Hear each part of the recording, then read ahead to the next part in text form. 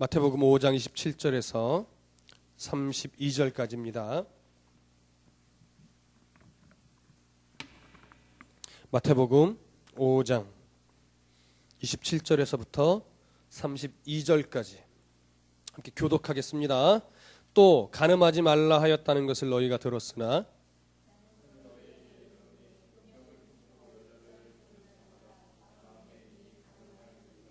만일 네 오른 눈이 너로 실족하게 하거든 빼어 내버리라.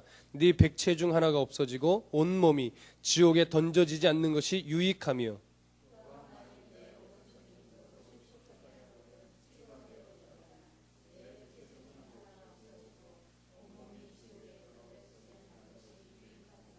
또 일러스되 누구든지 아내를 버리려거든 이혼 증서를 줄 것이라 하였으나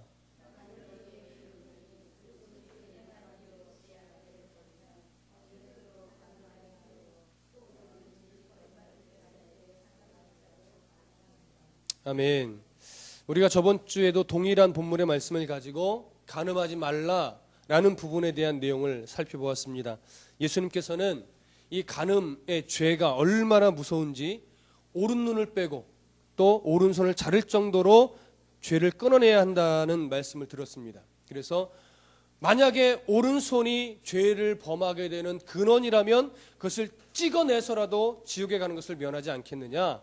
내 오른 눈이 많이 죄를 짓는 근원이라면 그 오른 눈을 빼내서라도 지옥에 가는 것을 어떻게 해요? 막지 않겠느냐. 그만큼 죄는 특히 간음죄는 무서운 것이다. 이런 것들을 살펴보았습니다. 그래서 29절과 30절의 말씀을 중심으로 해서 나누었는데요. 오늘은 이 간음의 죄를 예수님께서 이혼의 문제까지 확대해서 이것을 말씀하시는 것을 우리가 오늘 살펴보려고 합니다. 27절, 28절에 보면 이렇게 서두에서부터 말씀하셨죠. 또 간음하지 말라 하였다는 것을 너희가 들었으니 나는 너희에게 이르노니 음욕을 품고 여자를 보는 자마다 마음에 이미 간음하였느니라. 저번 주 이 부분을 이제 말씀을 드리면서 유대인들은 간음하지 말라라는 이 계명을 문자 그대로 간음만 하지 않으면 되는 것으로 축소해서 해석해 왔다고 말씀을 드렸습니다. 그래서 그들은 법적으로 아내나 남편이 있는 상태에서 간음하는 것만을 죄로 여겼어요. 그러나 예수님은 뭐예요? 결혼을 했든 안 했든 이혼을 했든 안 했든 뭔가 의도를 가지고 여자를 바라보고 음욕, 정욕의 마음을 품으면 이미 거기서부터 죄라고 예수님은 지금 본문에서 말씀을 하는 겁니다. 근데 그것에 대해서 오늘 확대를 하면서 예수님 뭐냐면 이혼 증서를 써주는 것. 내가 저 여자와 살고 싶다, 저 여자와 몸을 섞고 싶다라는 의도를 가지고 일부러 내 아내가, 내 남편이 아무런 잘못도 없음에도 불구하고 이혼 증서 하나 툭 써줘서 너 나랑 이제 이혼이 하면서 내쫓고 이 여자와 그냥 살림을 산다 그러면 그것은 뭐예요? 이미 간음이라는 거예요. 이혼했기 때문에 간음이 아니라 그러한 마음을 품을 그 순간부터 이미 간음죄를 저질렀다라고 지금 예수님은 말하고 있는 것입니다. 그래서 이 내용이 이제 31절, 32절인데 이 구절은 이제 오늘 구체적으로 살펴볼 터인데 31절과 32절을 함께 다시 한번 읽어보겠습니다. 함께 31절, 32절 시작. 또 일러스되 누구든지 아내를 버리려거든 이혼 증서를 줄 것이라 하였으나 나는 너희에게 이르노니 누구든지 음행한 이유 없이 아내를 버리면 이는 그로 간음하게 함이요 또 누구든지 버림받은 여자에게 장가드는 자도 간음함이니라. 오늘 본문에서 예수님은 이혼에 대해서 아주 강경하게 말씀하고 있습니다. 음행한 이유 외에는 아내를 버리는 것은 아내를 간음하게 만드는 것이다. 그리고 그렇게 이혼을 당한 여자와 재혼한 남자도 간음한 것이다. 지금 성경은 이렇게 예수님이 말씀하시고 있단 말이죠. 굉장히 강력하게 이 부분을 정죄하고 있습니다. 그런데 이것은요, 이혼이 불가능하다라는 의미도 되고 또 재혼도 불가능하다라는 의미로 보통 그렇게 여겨집니다. 그렇게 이 본문이 보여지기도 합니다. 그런데 그렇게 여겨지기 때문에 오늘 본문을 좀 바르게 해석해야 그리스도인들이 이혼이나 재혼에 관해서 어떤 이해를 가져야 되는가를 우리가 알 수 있는 거예요. 왜냐하면 오늘날 교회 안에 믿는 사람들 가운데 이혼하고 재혼하는 사람이 얼마나 많습니까? 그렇죠? 이 부분에 대해서 마음에 짐이 되고 굉장히 힘들어하는 사람이 참 많단 말이에요. 그러나 또 이 부분을 간과하고 쉽게 여겨서 예수 믿는 사람들 가운데서도 너무 쉽게 이혼하고 너무 쉽게 재혼하고 그 뭐 혼전 순결이든가 이혼과 이런 것들을 그냥 너무 아주 가볍게 여기는 사람들도 꽤 많다라는 거죠. 그래서 예수님이 왜 이혼의 부분을 여기서 무엇이라고 설명한 것인지를 오늘 좀 구체적으로 오늘 알 필요가 있습니다. 자, 우선 예수님께서 당시에 이 초대교회 당시에 초대교회가 형성되기 초대교회 당시에 예수님 말씀을 통해서 이혼에 대해서 이렇게 강경하게 말씀하시던 이유가 있습니다. 먼저 그 이유를 알아야 돼. 그 이유는 뭐냐면 그 당시에 가장 간음을 하기 위해서 가장 흔하게 일어났던 문제가 뭐냐면 이혼이었어요. 이혼. 오늘날은요, 간음을 하기 위해서 이혼하는 경우는 별로 없습니다. 가끔 드라마에서는 결혼을 했는데 이 여자가 뭐 너무 좋다거나, 그러니까 이건 굉장히 그냥 아름답게 꾸며낸 거죠. 그렇죠? 때로는 저 여자가 돈이 너무 많으니까 저 여자와 결혼을 해야 되겠다, 뭐 이런 이유로 뭐 어떤 계획을 세워서 아내를 이혼하게 만드는 경우는 종종 있지만, 사실은 와, 저 아내와 내가 성적인 관계를 갖고 싶어, 그러려면 내 아내를 이혼해야지, 이러는 경우는 별로 없단 말이에요. 그냥 불륜을 저지르고 말지. 예. 근데 당시는요, 이 불륜은 그냥 돌을 던져서 죽이는 사형과 직결되는 거였어요. 예. 오늘날 불륜 저질렀다고 사형당하지는 않습니다. 그렇죠? 당시에는 사형과 직결이 되기 때문에 이 성적인 자기의 어떤 정욕을 만족시키기 위해서 의도를 가지고 아무 이유 없이 아내를 이혼 증서 하나 떡 써주고 이혼하는 게 굉장히 많았다라는 거예요. 오늘과는 약간 문화가 다른 거예요.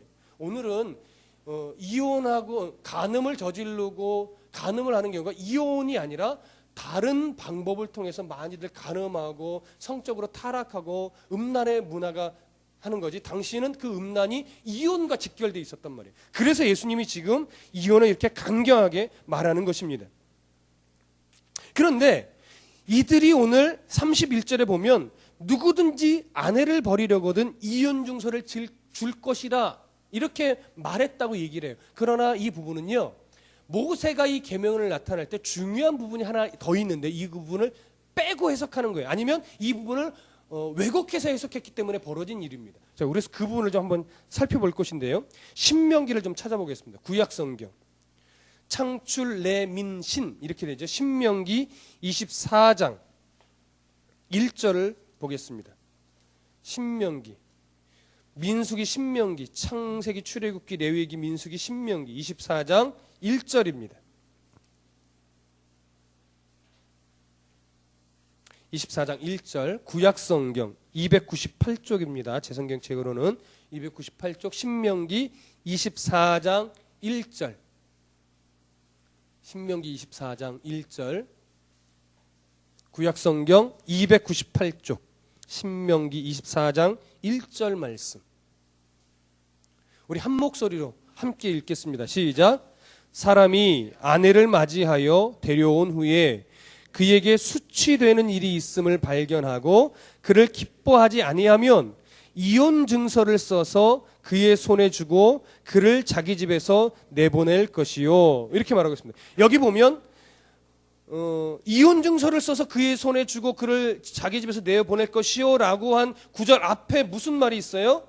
사람이 아내를 맞이하여 데려온 후에 그에게 뭐가 있으면 수치되는 일이 있음을 발견하고 나서 그것으로 인해서 그를 용납할 수 없으면, 그를 기뻐할 수 없으면 어떻게 돼요? 이혼 증서를 주고 내보내라는 거예요. 근데 왜 모세가 지금 이 구절을, 이 율법을 이스라엘 당시 구약 당시 이스라엘 백성들의 이것을 줬냐면, 당시에도 이혼이 만연했어요. 이 예수님 당시와 비슷방불할 정도로 이혼 증서 하나 딱 써주고 이혼해놓고서 다른 여자와 또 음욕을 막 풀어가는 이런 일이 만연했단 말이에요. 그래서 모세가 어떤 일을 한 거냐면 그 이혼을 최대한 막기 위해서 이혼 증서라는 제도를 만들어낸 거예요. 그래서 이혼 증서라는 제도는요, 이혼을 합법적으로 허락하기 위해서 모세가 기록해 만들어낸 율법이 아니라 이혼 증서라는 아주 불편하고 복잡하고 힘든 과정, 행정적인 과정을 하나 만들어냄으로 인해서 이혼을 어렵게 하기 위해서, 막을 수가 있는 상황이 안 됐어요. 너무나 만연했기 때문에 막을 수가 없으니까 그것을 최대한 줄이기 위한 의도로 어떻게 돼요? 이혼 증서라는 제도를 해놓은 거예요. 근데 이혼 증서도 그냥 써주는 것이 아니라 수치스러운 일이 있을 때, 그래서 이것을 기뻐하고 그 남편이 나는 이것을 용납할 수 없다라고 말할 때 이혼 증서를 써서 어떻게 돼요? 이혼해서 내보내라는 거예요. 근데 이혼 증서를 왜 꼭 써줘야 되냐면 당시에 가장 이스라엘 문화 사회 속에서 가장 불행하고 불쌍한 사람이 누구냐? 고아와 과부였단 말이에요. 고아와 과부는 법정에서 보호를 못 받아요. 자기 변호를 할 수 없단 말이에요. 억울한 일을 당해도 뭐 변호사를 선임하거나 나는 이렇게 억울해요라고 말할 수 있는 법적 자격이 없으니까 그냥 억울하면 억울한 대로 당할 수밖에 없는 거예요. 그래서 이혼 증서를 써줘야 이 여인이 다른 사람에게 뭐예요? 시집을 갈 수 있어요. 그래서 자기를 또 보호할 수 있는 거예요. 그런데 이혼 증서를 안 써주고 내쫓거나 하면 사회에서 보장받을 수 있는 보호 체계가 아무것도 없는 거예요. 그래서 이 이혼 증서라는 것은 당시 문화 속 고대 사회는 특별히 남존 여비 사상이 강했잖아요. 우리나라 옛날에도 마찬가지고 지금도 은연중에 우리나라에 그런 문화가 아직도 남아 잔재가 있고 고대 사회로 갈수록 남존 여비 사상이 심합니다. 이때도 마찬가지예요. 그러다 보니까 남자들로 인해서 여자들이 억울한 일이 굉장히 많았던 거예요. 그래서 이런 억울한 여자들을 보호하기 위해서, 그리고 함부로 이혼하지 못하게 하기 위해서 모세가 이런 제도를 만들고 이혼을 막기 위해서 했던 거라는 얘기죠. 그래서 이런 이혼 증서를 어쩔 수 없이 허락한 것뿐인데 유대인들은 이런 하나님의 마음과 모세의 의도를 이해하지 못하고 이 조항을 왜곡합니다. 누구든지 아내를 내어버리게 되거든 이혼 증서를 줄 것이라 이 말에만 이 초대교회 당시 이스라엘 백성들이 그거에만 치우쳤던 거예요. 그러면서 우리가 1절에 수치스러운 일이 있거든 이 얘기를 일부러 자기의 자의적으로 해석을 했는데 당시 이 수치스러운 일이 뭐냐 이것 때문에 이제 의견이 갈리는 거예요. 학자들 간에, 당시 학자들 간에. 그래서 당시 두 가지 학자들이 있었는데 뭐냐면 학파가 샤마이 학파라는 이 하나의 학파들과 힐렐 학파라는 부분이 있었는데 샤마이 학파 쪽에서는 이 수치스러운 일이 뭐냐라는 것을 해석할 때 이렇게 해석했어요. 부부간의 수치스러운 일은 하나밖에 없다. 결혼의 언약을 배신하는 것. 결국 간음밖에 없다. 그러니까 간음한 이유 외에는 어떻게 돼요? 이혼할 수 없다라고 샤마이 학파는 아주 딱 단정 지어버렸어요. 그런데 힐렐 학파는 그것을 좀 더 광범위하게 해석을 해서 뭐라고 말하냐면 배우자가 용인할 수 없는 일들이라고 해석했어요. 배우자가 용인할 수 없는. 그러니까 어떻게 돼요? 이게 뭔가 배우자가 특히 남자에 해당되는 거죠. 남자가 나는 이 부분 용인할 수 없어라고 말하면 그 수치스러운 일에 들어가니까 얼마나 그게 다양하고 자의적인 해석이 얼마나 많겠습니까? 그러니 당시 성적으로 문란한 문화가 만연해 있던 당시에 이스라엘 백성들이 누구의 학파를 지지하겠어요? 아주 강경한 간음 외에는 절대 안 된다고 하는 샤마의 학파를 지지하겠습니까? 배우자가 용납할 수 없으면 그것이 수치스러운 일이다라고 말했던 이 샤마의 학파를, 힐렐 학파를 지지하겠습니까? 당연히 힐렐 학파죠. 그러니까 대부분의 사람들이 힐렐 학파를 지지하고 당시 이혼에 해당되는 수치스러운 일이라는 것에 대한 해석을 어떻게 돼요? 배우자가 용인할 수 없는 여러 일들로 이해해버린 거예요. 그러니까 어떻게 돼요? 당연히 내가 저 여자 너무 이쁘다. 내가 저 여자와 잠자리를 같이 하고 싶으면 이 여자에게 그냥 나는 너 그거 수치스러워서 용납할 수 없어. 오늘날 그냥 좀 극하게 해석하면 너 코 고는 거 내가 용납할 수 없어. 이것도 되는 거예요. 너 코 고는 거 내가 용납할 수 없어. 너 때문에 내가 잠을 못 자. 이혼하자. 그래서 이혼 주소 딱 써주면 이혼이 되는 거예요. 이런 식으로 이것을 악용하고 왜곡해서 사용해 버렸단 말이에요. 그러니까 점차적으로 어떻게 해요? 퇴폐적인 문화가 만들어질 수밖에 없는 거죠. 마태복음 19장에 보면 이러한 일들로 인해서 예수님께서 바리새인들과 논쟁하는 장면이 나오는데 너무 중요하기 때문에 좀 찾아보겠습니다. 다시 마태복음으로 돌아가서요. 마태복음 19장 1절에서부터 9절까지. 마태복음 19장 1절에서부터 9절까지입니다. 신약성경 31쪽. 마태복음 19장 1절에서부터 9절 교독하겠습니다. 마태복음 19장 1절에서부터 9절. 제가 먼저 1절을 읽습니다. 예수께서 이 말씀을 마치시고 갈릴리를 떠나 요단강 건너 유대 지경에 이르시니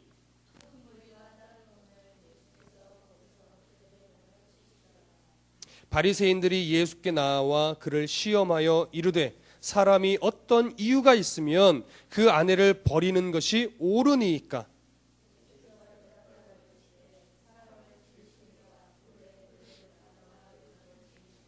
말씀하시기를 그러므로 사람이 부모를 떠나서 아내에게 합하여 그 둘이 한 몸이 될지니라 하신 것을 읽지 못하였느냐.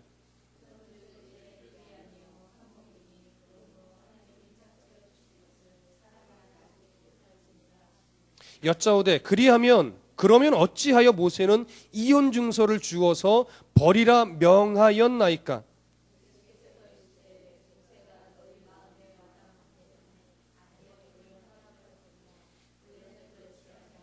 함께 읽습니다. 내가 너희에게 말하노니 누구든지 음행한 이유 외에 아내를 버리고 다른 데 장가드는 자는 간음함이니라.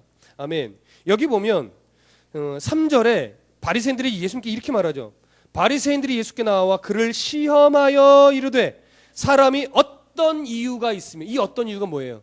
자의적으로 해석된 수치스러운 일이 말하는 거죠. 자기 나름대로 남편이 용납할 수 없다라고 여겨지는 그런 일들. 그러면 그 아내를 버리는 것이 옳습니까? 지금 이렇게 바리새인들이 이야기한 말을 하는 거예요. 그러니까 예수님이 뭐라고 말하냐면 그 혼인의 혼인의 근거를 사람이 아니라 하나님에게서부터 시작된 것이라고 분명하게 밝힙니다. 그것이 뭐예요? 6절에 나오죠. 그런즉 이제는 둘이 아니요 한 몸이니 그러므로 하나님이 짝지어 주신 것을 뭐예요? 사람이 나누지 못할지니라. 결혼은 니들이 좋아서 한 것이 아니라는 거예요. 결혼에 들어가는 순간 그것은 하나님이 짝지어 주신 것이라는 거예요. 그래서 둘이 한 몸이라는 얘기는 뭐예요? 각자의 역할이 있고 책임이 있다라는 것을 예수님이 말씀하시는 겁니다. 그래서 이 부분을 예수님이 말씀하시면서 이제 그 부분을 하나님에게서부터 혼인의 기원을 두었다라고 말하면서 이제 8절에서 뭐라고 말하냐면 모세가 너희의 완악함 때문에, 마음의 완악함 때문에 아내 버림을 어떻게 해요? 허락하였거니와 본래는 그렇지 아니했다라고 말하는 거예요. 이 얘기는 뭐예요? 아까 좀 전에도 말씀을 드렸지만 모세가 이혼 증서라는 제도를 만들어낸 것은 너희들이 이혼을 너무나 죄악스럽게 만연하게 행해 왔기 때문에 그것을 막을 방법이 없기 때문에 나름대로 뭐예요? 궁여지책으로 이혼을 최대한 줄이고 못하게 하기 위한 방편으로 이혼 증서라는 제도를 만들었을 뿐이지 본래는 하나님의 이혼을 허락하셨다 안 하셨다? 허락하지 않으셨다라는 거예요. 그것이 바로 예수님이 지금 말씀하신 이유이고 의도인 겁니다. 그러니까 이 예수님이 이 말씀을 보면 이혼을 합법화하는 것도 아니고 이혼을 허락한 것도 아니라는 것을 알 수 있습니다. 그래서 예수님은 부부됨에 있어서 남자와 여자가 동등한 지위가 있고 권리가 있음을 선언하시는 것과 동일하고 이혼을 허락하시지 않으셨다라는 것을 분명하고도 단호하게 지금 예수님은 말씀하고 있습니다. 그러면 예수님께서 이 문제를 꺼내놓고 우리에게 하시고 싶은 말씀이 무엇일까요? 그것을 이제 찾아가야 되는데 우리가 하나님을 사랑하는 것이 누구에 대한 사랑으로 증명되어져야 된다고 산상수훈을 하면서 말씀을 드렸죠?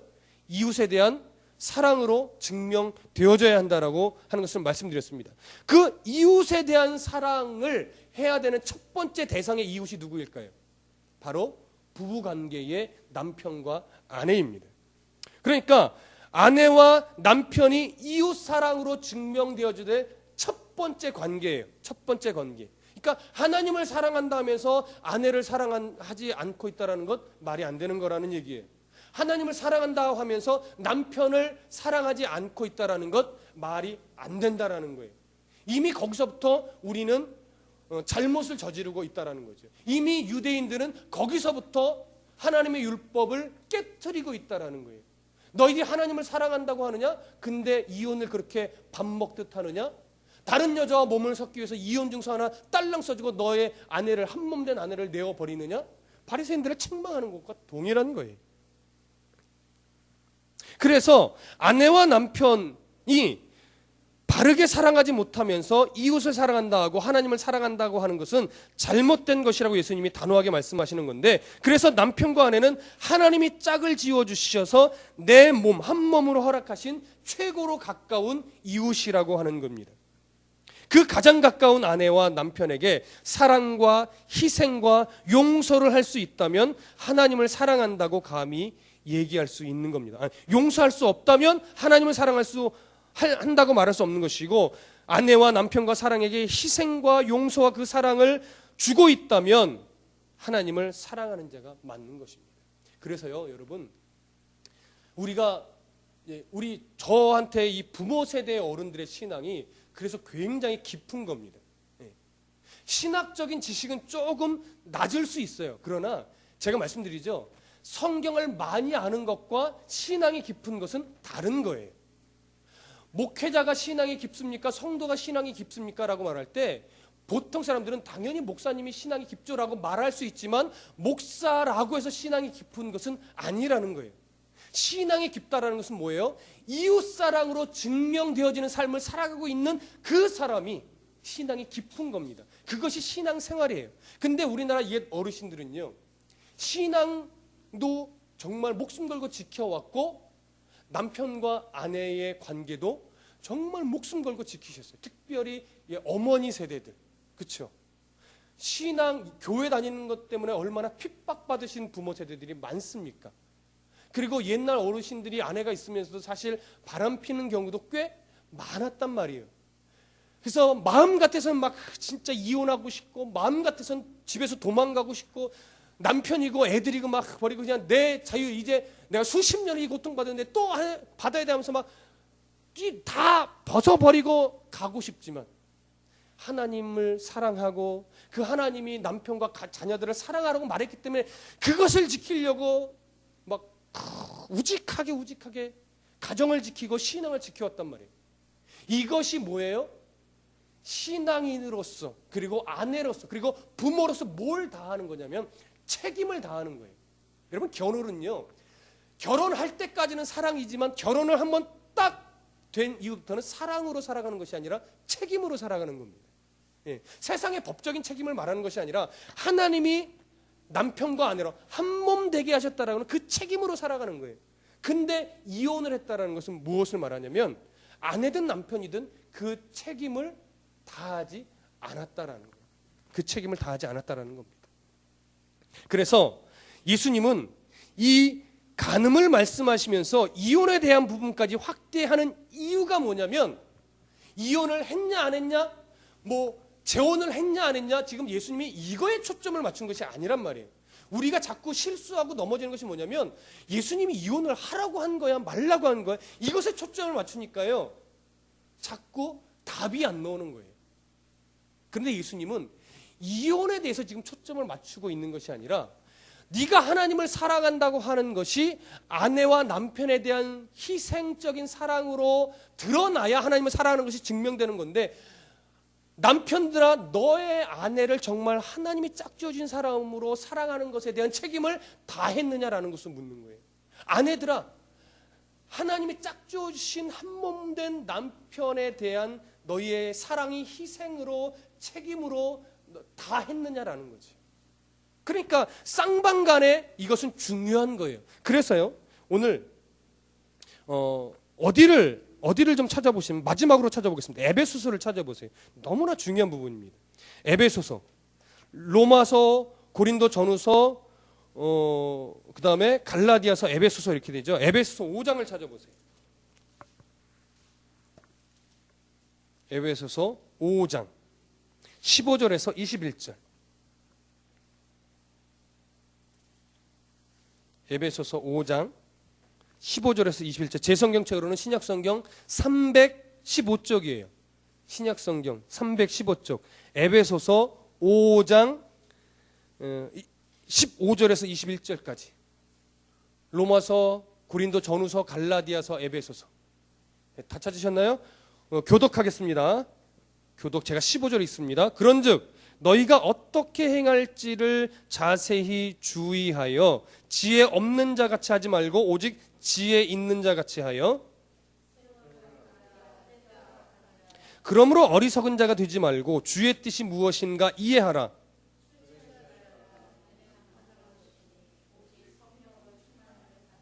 시와 찬송과 신령한 노래들로 서로 화답하며 너희의 마음으로 주께 노래하며,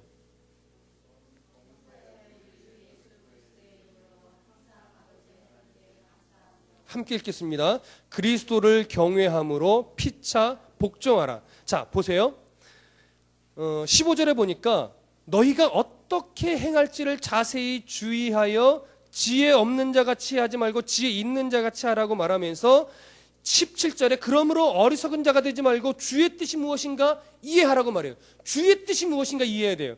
주의 뜻이 무엇인가 이해하라고 말하면서 18절에 술 취하지 말라 이는 방탕한 것이니 오직 뭘로 충만함을 받아요? 성령으로 충만함을 받아요. 그러면서 그것에 대한 결론으로 21절에 이렇게 말합니다.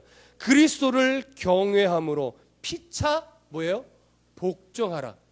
피차 복종하는 훈련을 하는 것이 참 지혜 있는 자의 모습이고 그것이 성령 충만한 자의 모습인데, 그 피차 복종해야 되는 훈련의 첫 번째 관계를 예수님이 22절에서 뭐라고 말하냐면 22절을 읽어보세요. 그 다음 절 다 같이 시작. 아내들이여 자기 남편에게 복종하기를 죽게 하듯 하라. 이것이 피차 복종하는 해야 하는 첫 번째 관계인 거예요. 이거는요 아내에게만 복종하라 이 얘기가 아니에요. 피차 복종해야 되는데 당시 문화 속에서 아내들이 남편에게 복종하는 문화였기 때문에 그 관계를 먼저 설명한 것뿐이지 아내에게만 복종하라 말하는 것이 아닙니다. 그러나 골로새서에서도 똑같은 말이 나오는데 골로새서는 그리스도의 권위에 복종해야 되는 첫 번째 관계가 또 남편과 아내의 관계예요. 그래서 남편과 아내가 서로에게 복종하는 관계가 되어지면 그것이 곧 하나님 그리스도의 권위에 복종하는 것과 동일하다는 거죠. 그래서 똑같은 내용이지만 골로새서는 그리스도에게 복종해야 되는 차원에서의 남편과 아내의 복종을 말하는 것이고, 오늘 에베소서는 지혜 있는 자의 모습으로 피차 복종해야 되는 그 훈련의 첫 번째 관계가 남편과 아내인 겁니다. 그러니까 남편과 아내가 피차 복종해야 되는 관계라는 것은 결국 뭐냐면 그것이 그리스도인의 관계에서 첫 번째 책임요 의무라는 거예요.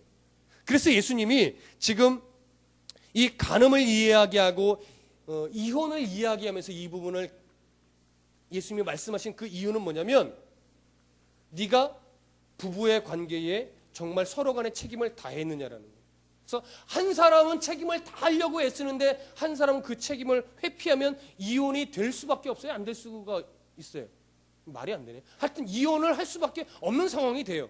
그러면 하나님이 나는 책임을 다하려고 했는데, 끝까지 참고 노력하려고 하는데 상대편이 책임을 다하지 않아서 거절해서 이혼을 당하거나 이혼을 하게 됐다라고 하면 두 사람에게 하나님이 너 왜 이혼했어? 이렇게 책망하겠냐는 거예요. 아니에요. 하나님의 심판대 딱 섰을 때 하나님이 이혼한 사람에게 이렇게 묻지 않으실 거예요. 너 왜 이혼했니? 이렇게 묻지 않으실 거예요. 이렇게 물으실 겁니다. 첫 번째는 너 왜 부부의 관계 속에서 책임을 다하지 않았니? 그렇죠? 책임을 다하기를 거절하고 자기의 정력대로 이혼해서 다른 데로 갔다고 하면 예수님이 그렇게 책망할 거예요. 너 왜 네 남편으로서 때로는 아내로서의 책임을 다하지 않았느냐라고 책망하실 거예요. 근데 또 한편으로는 너를 왜 이혼했냐 이렇게 묻지 않고 너 참 책임을 다하려고 애썼구나. 내가 네 마음을 안다. 내가 너를 사랑한다. 이렇게 위로하실 거라는 거예요.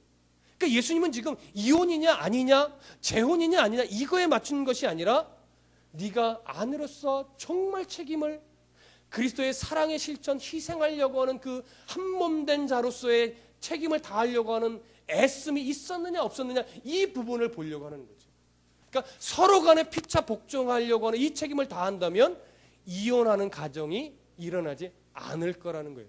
특별히 그리스도인, 예수 믿는다고 하는 부부 관계 속에서는 이 서로 간에 피차 복종하는 책임이 더욱더 중요하다는 거예요. 그러니까 이 책임을 다하려고 하지 않으면 이미 그 마음을 품은 그 사람은 이미 뭐라는 거예요? 간음한 거라는 거예요. 간음한 거. 이해되십니까? 간음이 이혼해서 간음도 아니고요, 다른 여자랑 몸을 섞어서 많이 간음이 아니라는 거예요. 부부가의 관계에 책임을 다하지 않으려고 하고 이미 그 마음을 품고 그런 의도로 이혼하려고 하는 그 마음부터 이미 뭐예요? 간음이라는 겁니다. 여러분, 오늘 우리가 이 부분을 아셔야 돼요. 그래서 너무나 요즘 시대가 예수 믿지 않는 자들의 문화 속에서는 뭐 이혼은 너무 쉬운 거고요. 우리나라 황혼 이혼이 막 대두가 돼서 늙어서까지 내가 남편에게 이래야 되느냐 하면서 황혼 이혼도 늘어나고 황혼 재혼도 늘어나요. 그렇죠? 그 이혼이 나쁘다고 말하고 싶은 것도 아니고 그 재혼이 별로 아름다운 거 아니에요 라고 말하고 싶은 것도 아니에요.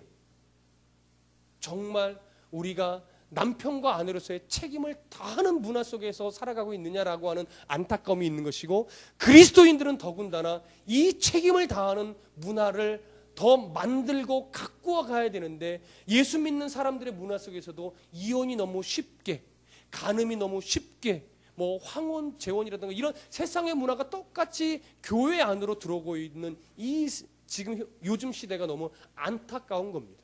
그래서 오늘 우리가 이 본문을 통해서 정말 남편으로서, 그리고 정말 아내로서, 가족으로서 정말 책임을 다하는, 그래서 하나님 말씀하신 그 간음에 속하지 않는, 그래서 하나님 앞에 피차 복종함으로 정말 하나님이 기뻐하시는 부부 관계로 온전히 세워지는 그런 우리 성도들이 되시기를, 부부 관계가 되시기를 간절히 소원합니다.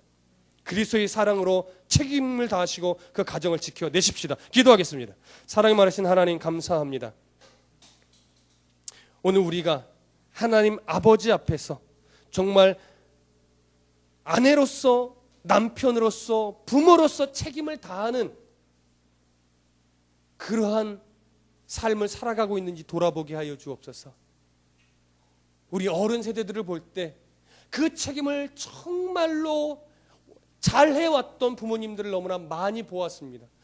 그러기에 그런 부모님들의 신앙을 본받고 존경해야 됨을 우리가 다시 한번 오늘 깨달았사오니, 오늘날처럼 이혼이 만연하고 그런 문화가 대수롭지 않게 여겨지는 이 시대에 그리스도인들만큼은 책임을 다하는 문화가 다시금 세워져서 아름다운 믿음의 가정으로 세워지고 아름다운 믿음의 부모가 될 수 있는 문화가 정말로 아름답게 여겨지는, 그것이 정말 귀하게 여겨지는 세대로 만들어갈 수 있도록 하나님 역사하시고 인도하여 주시옵소서. 오늘도 우리와 함께 하신 하나님께 감사하옵고 예수 그리스도 이름으로 기도했습니다. 아멘. 우리 찬송 부르